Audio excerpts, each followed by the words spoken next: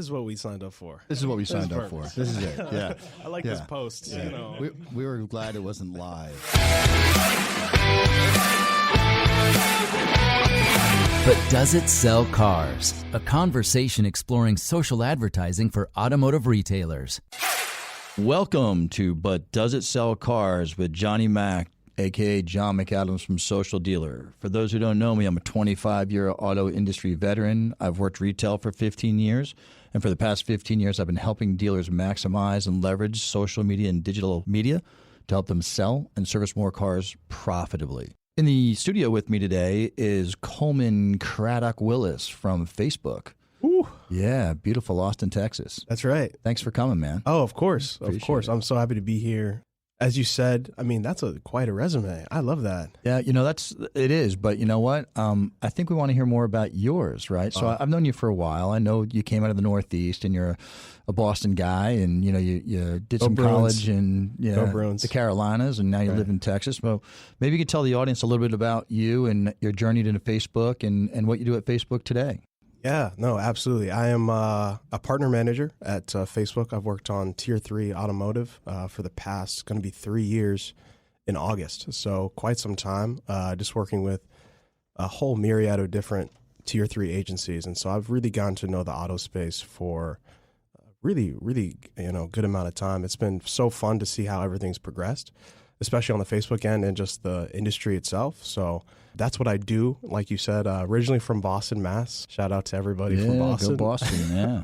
Our sports are fantastic. Go Bruins, actually. They're almost there. Almost. Yeah. We got to cross fingers. And yeah, went to school actually in North Carolina. So Wake Forest, go Deeks. You know, all about that. All right. All about that. Nice. And now you're over at Facebook in Texas in the automotive sector and loving every minute of over there. And we appreciate you for all your knowledge and your team's knowledge for really helping dealers sell and service more cars. Today's podcast is really about debunking some myths that might be out there in the industry as it surrounds social media. One of them that we wanted to talk about, which probably comes up in every conversation I have, is the title of the podcast, which is, But Does It Sell Cars?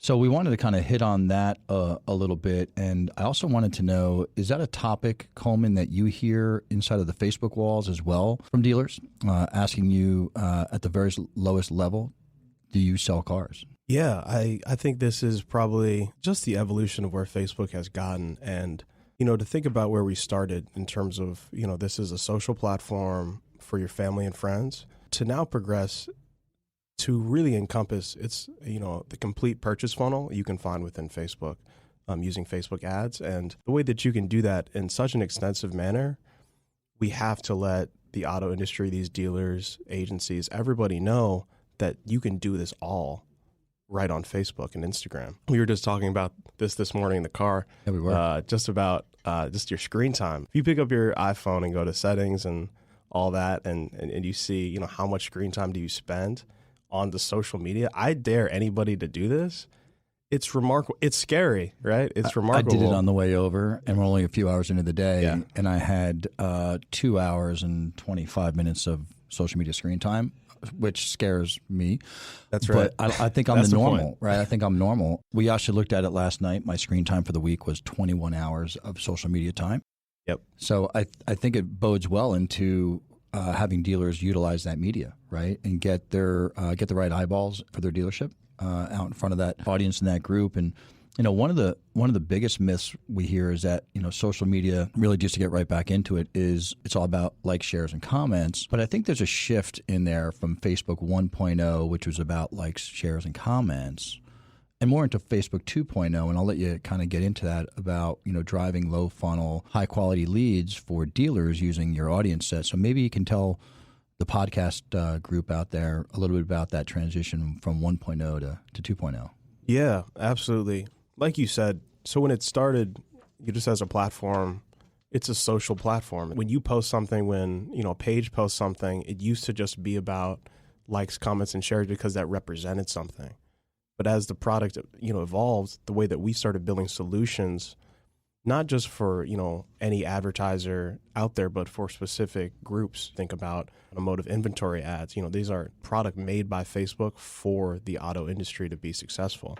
that's not about likes. That's literally about leads. It's about, selling cars. It's about right getting on. people to your lot to actually buy. And so I think, the biggest thing where I feel like a lot of folks in the industry might be just old school, I think, is in seeing, I'd rather have like 5,000 likes on this post. That must mean that we're doing well, when it's malarkey. It's, it's like a Joe Biden term, the malarkey. Right. Malarkey. Yeah. But it's Can we really, use that? Can we use malarkey? oh yeah, of course. can. Right. Yeah. That's allowed? Okay. Why not? All right. Perfect. Yeah. We don't have to bleep that out yet. I'll leave it in. Okay. Yeah, Perfect. why not? But no, I mean, what you're really getting, whatever your business objective is, I'm going to always push back on a dealer who says, oh, well, we just want clicks. If I told you got 10,000 clicks and no car sales, would you be happy? No, I don't think so. I don't know of any dealer that would like that. Exactly. By the way. And so I think it's important to keep your KPIs. You have to keep those in the perspective of you're just trying to sell a car. Facebook is going to try to give you as many solutions as possible to do that. You just have to go deep enough and, set up your campaigns and your ad accounts in a way in which you are fully exhausting what we have to offer. Yeah, it makes sense, right? I mean, you built the platform, meaning Facebook, right? So you know it intimately. No, it was just me. Yeah, just you? Excellent.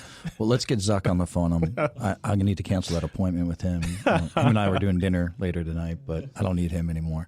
So I think it's interesting, right? Because dealers really need to understand, and they certainly need to be educated that Facebook and social media in general is used now to drive leads to their store to help them sell and service more cars, but profitably. So I think we know historically where Facebook has been in the past 10 years, 5 years, 2 years ago. Coleman, is there anything that you can share with us and the podcast audience of what the future might hold for us in the automobile industry as it pertains to Facebook or social media?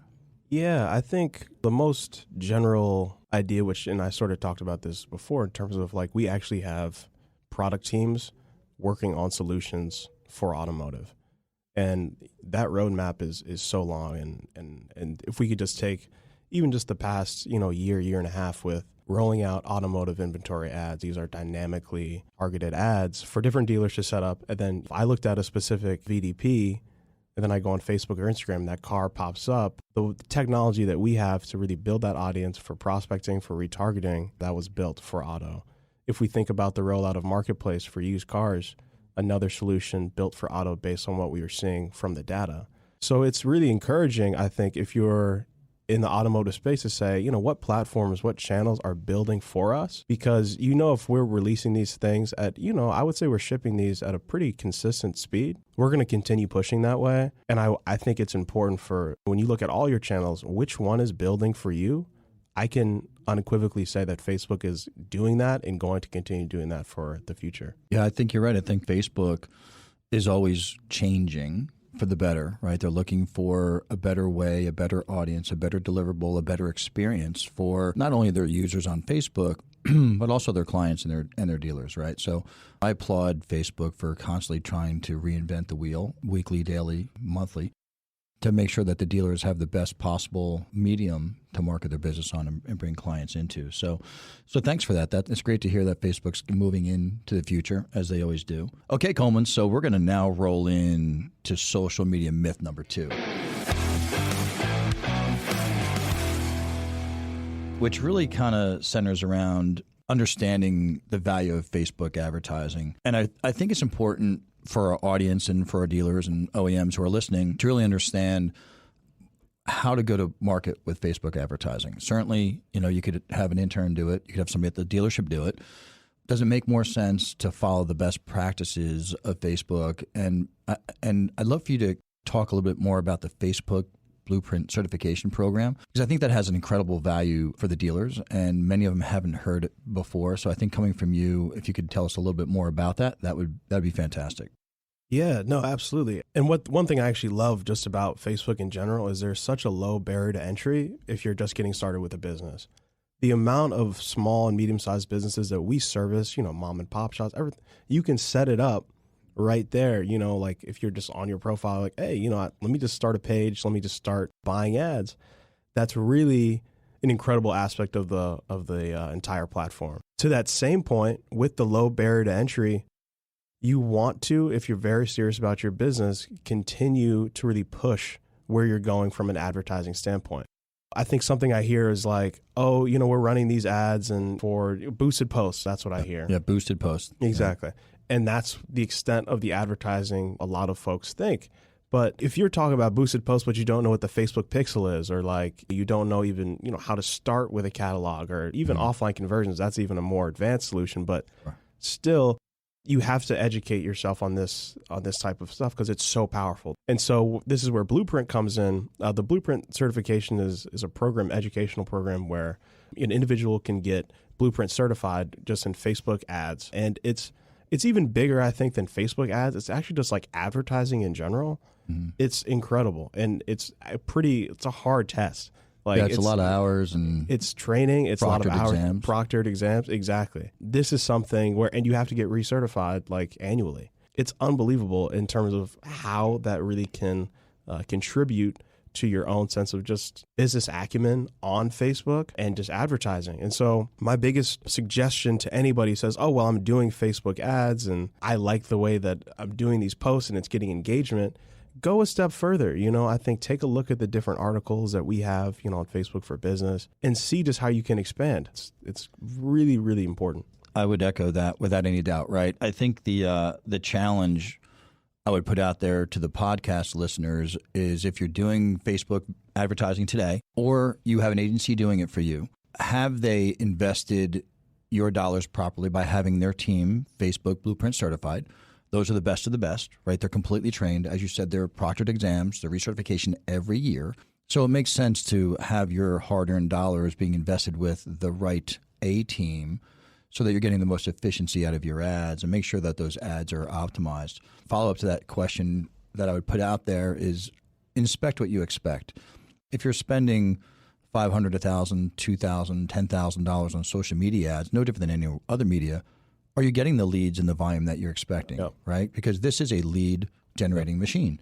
So I think that's an important, question to raise and just put some thought-provoking ideas around that. Thank you for explaining the Blueprint certification. Out of all the agencies that are in Facebook, do you know how many are actually 100% Facebook Blueprint certified? Any chance? I don't, but I think Blueprint as a program, just the way that it expands and the way that it's a continually evolving certification and program just within itself, that's why you have to get recertified. It's not like you can get the certification and say, oh, okay, like you know exactly what to do on Facebook 3 years later. It's like, what? And my understanding is that if you are Blueprint certified and your credentials are up to date, you're allowed to use the badge, correct? But if you're not certified, you cannot use the badge. That's right. Okay. So anybody looking for a certified Facebook Blueprint specialist, they should have the badge. Without the badge, no credentials. That's right. Okay. Excellent. So let's move on to myth number 3.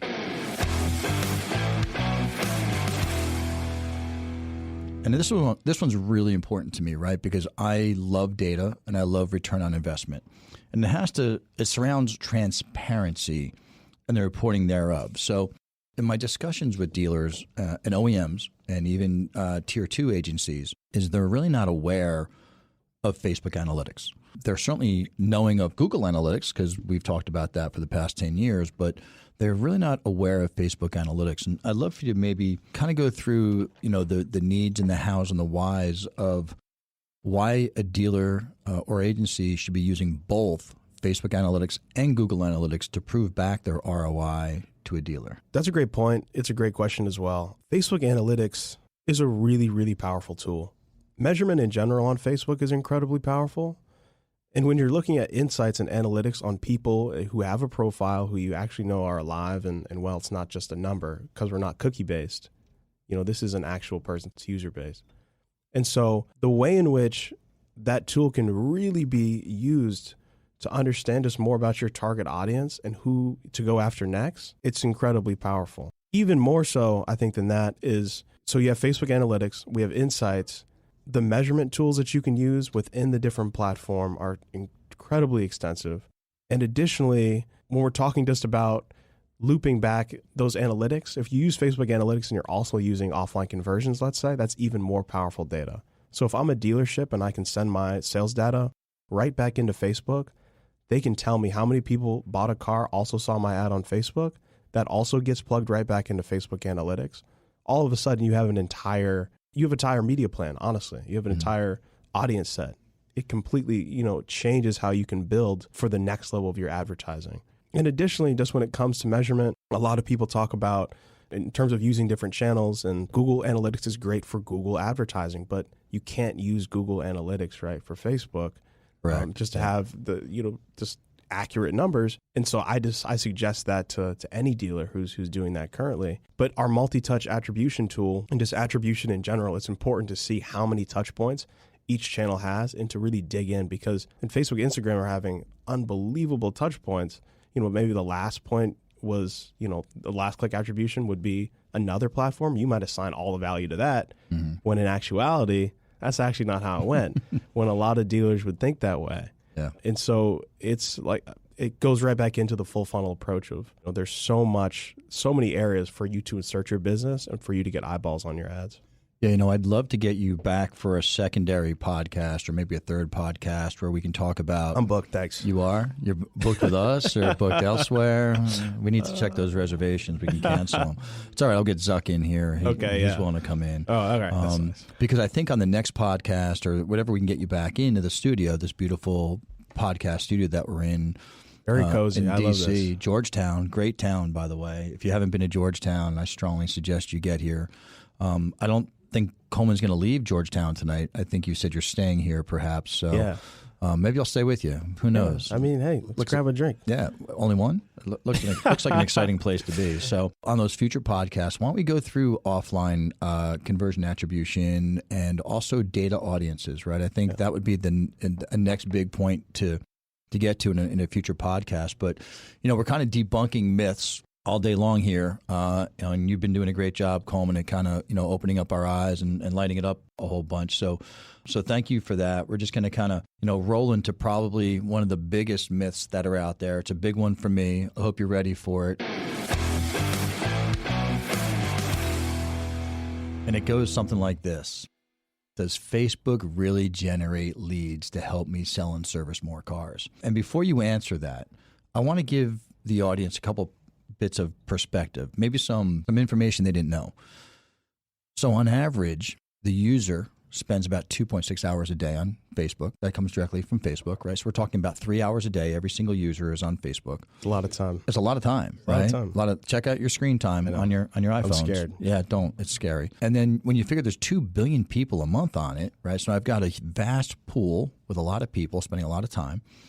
And then the other stat that I heard directly from Facebook was that the average user will scroll their news feed the length or the height of the Empire State Building every day. That's right. Is that scary? That's scary, right? It's so visual. That's why I love it.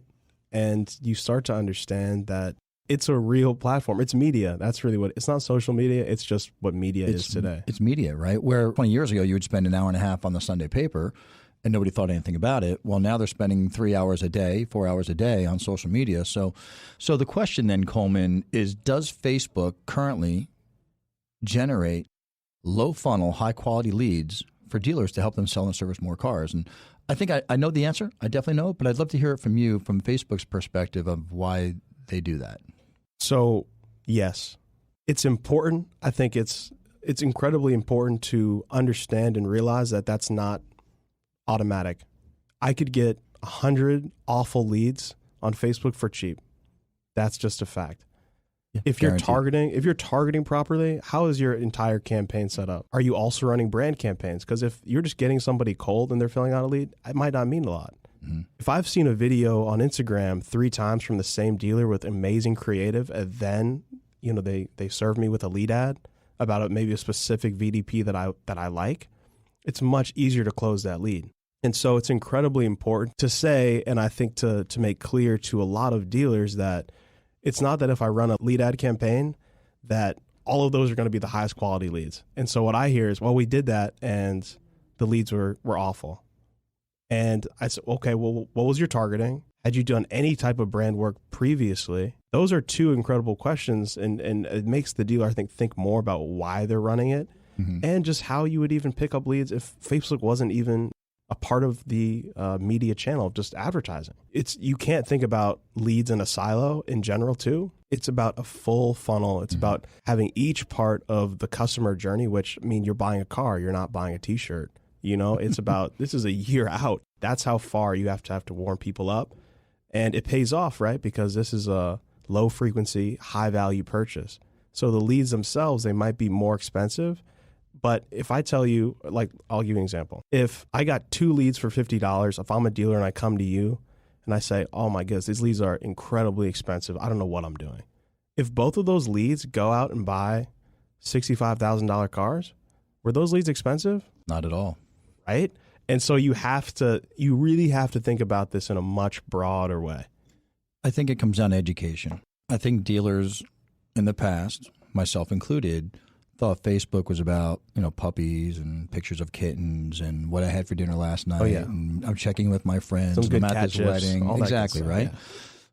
And then somewhere along the line, call it 18 months or 2 years ago, Facebook decided to change their entire business model and said, hey, hold on a second. I've got a great audience out here. I've got incredible data.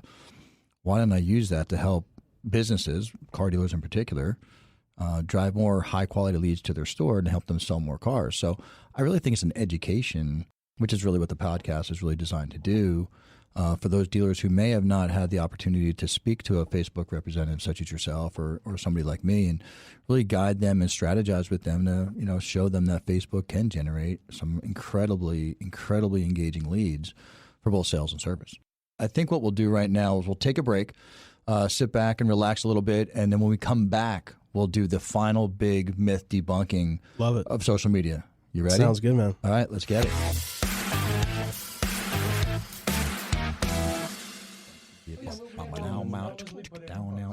Yeah.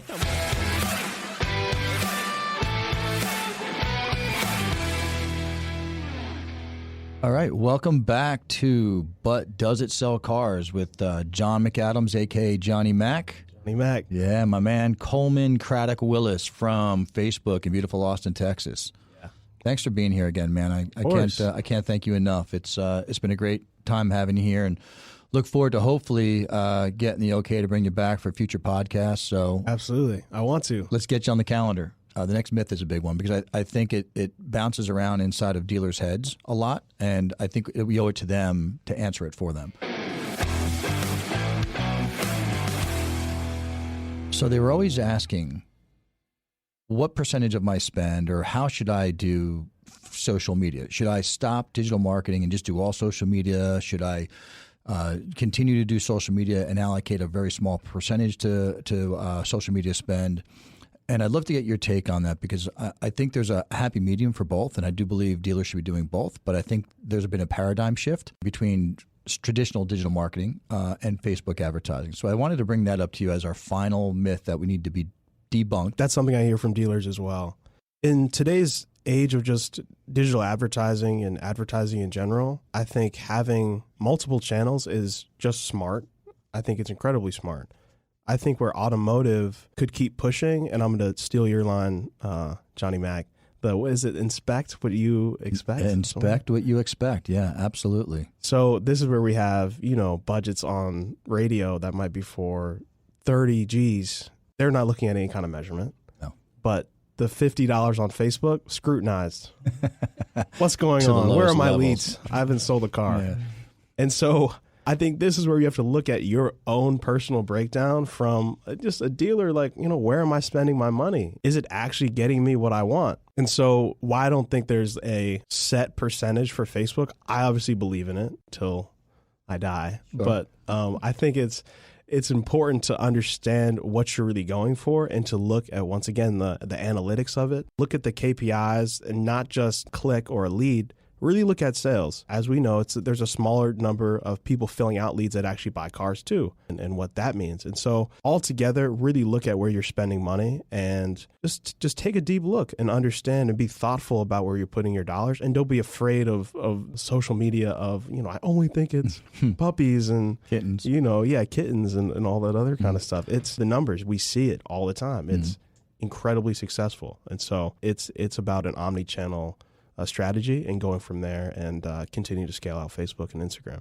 Yeah, you're 100% right. Omni-channel is probably the way to go about it, right? You have to market. You have to brand yourself as a dealer. And Facebook is just one of those medias and channels that is available to dealers today. It was not available 15 or 20 years ago, but then again, neither was Google and the internet. So now we have to have that paradigm shift. We have to have those tough discussions with our ad agencies or our own internal managers and as dealer principals and look at what's driving the most ROI for every dollar spent. And if I spend $1, will I make $8 or $9 or $10? And how many leads do I need to do to create with that? And then what's my budget? I think the omni-channel approach is the way to go. And I think when you meet with your agency or you meet as a management team, I think that's the way you go about it. Is you go with the theory of inspecting what you expect out of your business and your advertising dollars. Exactly, and I think that's my biggest message to dealers. Now is the time to take risks. Like, oh, I'm afraid of what that could be and the return that I might not get. I mean, it could be the exact opposite, and all of a sudden, you've been kicking yourself. Oh my goodness, I should have been doing this months ago, years ago. Now is the time. Yeah, I hear you. Right on, right on. So, recently, and I know this is near and dear to you, Facebook released the Automotive Playbook for dealers. Yep. I've gone through every page of it. I think it's fantastic. I think it's a fantastic working Johnny document. Mac, he reads it every night before bed. I do. It's like my good night story. Good night, Moon, Automotive Dealer Playbook. That's right. It's fantastic reading. It'll put you right to sleep. You don't have to worry about that. I go through these documents and I go through the playbook, and as a former GM over multiple rooftops, I try to figure out how I could use that as a dealer. So I'd like maybe to spend a few minutes on the Automotive Playbook for dealers that Facebook put out there, and then maybe a little history as to why Facebook created it, and if there's any special ways that if I were as a dealer not knowing, I could use that playbook to help my business. Yeah, I think the first thing as to the why, we didn't create it out of the sense that there was no market actually, and we just wanted to create something for automotive. There was such an overwhelming market. That's why, and we asked about it. We were begged to have something like that come out. And the fact that, once again, our team is not only putting together ad products for auto, but actual collateral in dealer speak that's easy to understand and digestible. Mm-hmm. It just speaks to, once again, what we're trying to do for the industry itself and make it easy and accessible. The playbook itself is, once again, goes through all the different strategies, the full funnel of what we're trying to do, where we've been successful, where we've seen success, how you should set everything up in a sequence that's incredibly powerful. Additionally, it touches on every single aspect from creative, audience, different solutions. And I think it does it in a certain way where a lot of the times you might think there's different just playbook for advertising, right? And, the creative might not be for auto. And all of a sudden you're looking at T-shirts or something like that. And it's like, well, that's not what we have. Yeah. The way that it makes it bespoke to the automotive industry is just great. And I think it, once again, brings up just the way in which we're really pushing with this sector at Facebook and Instagram. Yeah, you know what I'd say the playbook is? Some people want to know what time it is, and some people want to know how the watch is made. Yep. The playbook does both, but it really tells you how the watch is made. Yep. When you finish up the book, you'll know what time it is. It's a great play-by-play for dealers who want to learn more about it, or internet managers or e-commerce directors or OEMs or either other agencies who actually may think they're doing a great job at Facebook. Yeah. But the playbook kind of really lays it out and lets them understand in layman's terms what they should be doing and adhering to the best practices that, quite frankly, Facebook sets up. Dodging those best practices is probably not the best idea.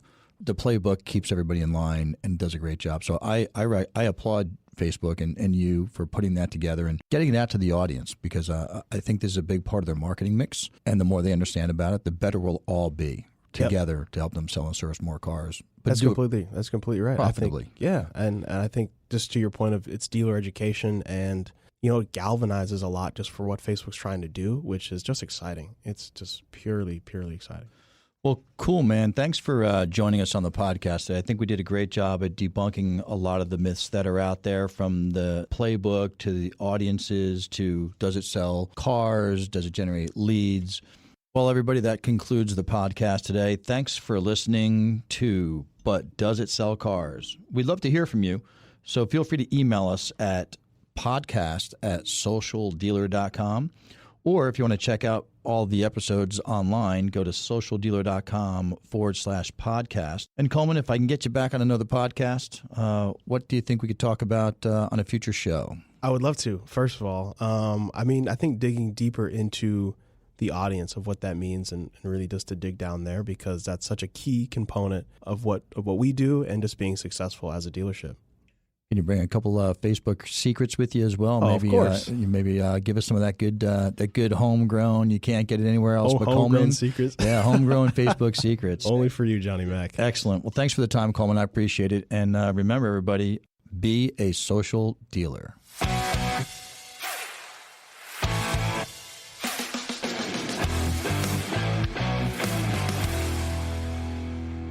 That's episode 1, guys. Let's Great do it. job. Wrap. Yeah, it's a wrap. Great job. All right. Jeez. Where's the beer?